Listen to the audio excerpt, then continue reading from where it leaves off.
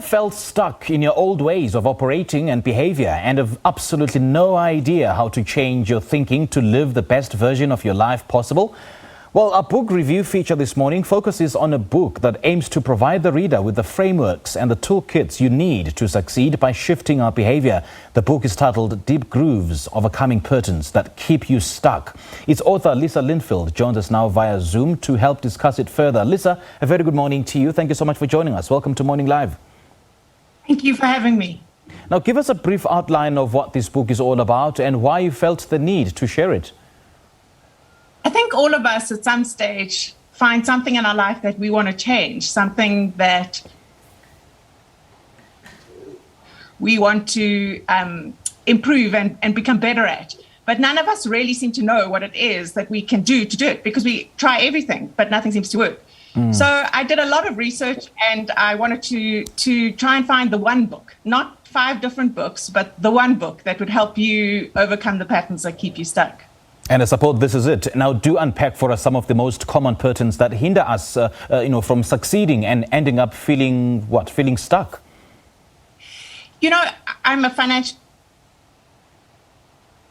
advisor in my day job, and I see that so many times people are really stuck in their thinking, in their mindsets, in the things that are struggling to keep them from changing. It's not the facts. It's never the facts. We all know that we need to lose weight. We all know that we shouldn't eat sugar. We should all know that we should save more money. It's not the knowledge that stops us. It's our thinking. It's, well, just a little bit more. I'll just have some tomorrow, not to worry about it.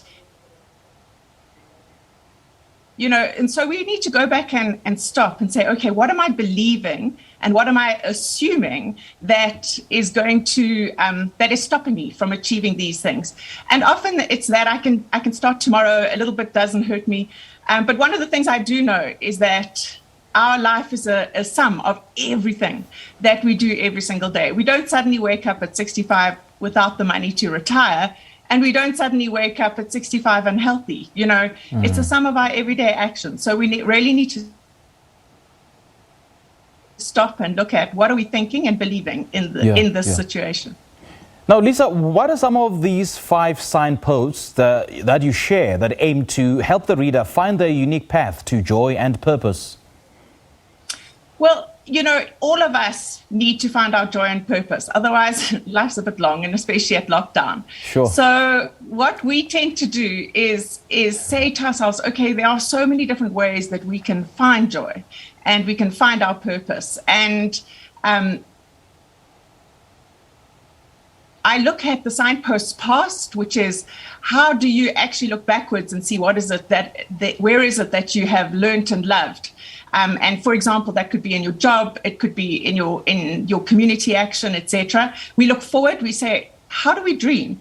You know, one of the challenges of this whole problem that we have as adults is that we've lost the ability to really dream, to really connect with what we were born and made to do and want to do. And then also we listen to our gut. And that's one of the things that I really struggle with is the fact that we all are truly have lost the ability to listen to our instinct. You know, we're the only animal on earth that trains our children that our gut is and our instinct is not great, but that our logic is better. But that's the only animal on earth. And then what we look at is how do people outside who know as well, those friends of yours you had from when you were tiny, how do they then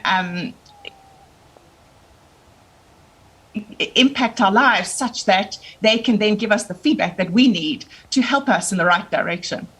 Now, Lisa, you also touch on uncovering some of the real reasons behind why change isn't happening. Tell us more about this and some of the frameworks to change that and how that may work for the reader. Well, you know, when I grew up, my dad always used to say, you've got to separate between the good reasons and the real reasons. And I think it's one of the things that we're not so great at. I think as a species, we're so good at looking at looking at the good reasons that we can convince ourselves why we're not doing something. Well, I'm going through a tough time. There are lots of good reasons we can always give ourselves. Good reasons why we're not saving. Good reasons why we're not, being healthy. So the first and most important thing that I look at is to be honest with yourself and to be mindful of that difference between good reasons and real reasons. And then the second and really important thing is to look at your assumptions, is to really go back and saying, what am I assuming? When I talk to people about retirement, for example, they are so often assuming that either their children will help them out or somewhere between now and then I will get onto saving. Yeah. But, if nothing changes, nothing changes. So, that's a real challenge, is that we are often assuming things that we don't even really think about. And the other one is to really question whether the truth is the truth. And what I mean by that is that the truth often is a collection of beliefs that we have absorbed from our society and from our family and from our friends when we grew up on the playground.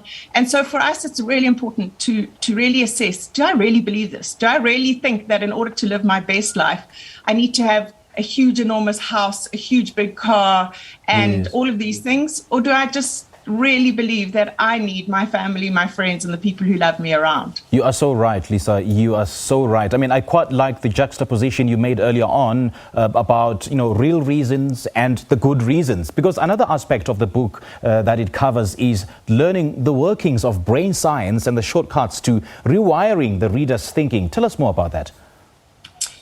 Well, your unconscious brain processes at 11 million bits per second, but your conscious brain processes at 50. So if your willpower is saying, hey, I mustn't eat this chocolate or I must save more, but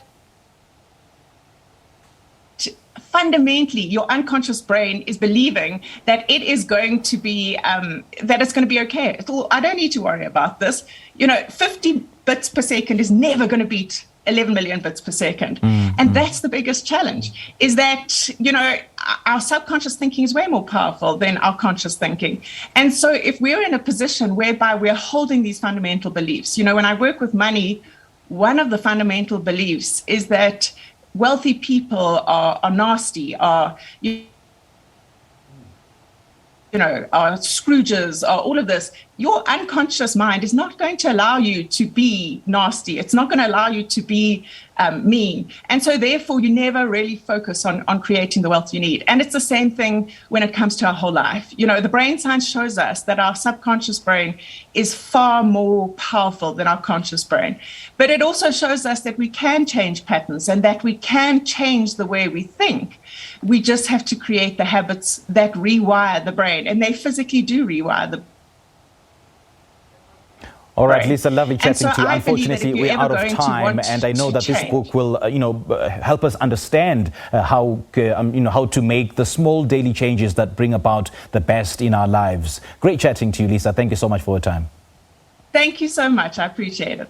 All right, that was Lisa Linfield, and we've been discussing her new book titled Deep Grooves: Overcoming Patterns That Keep You Stuck.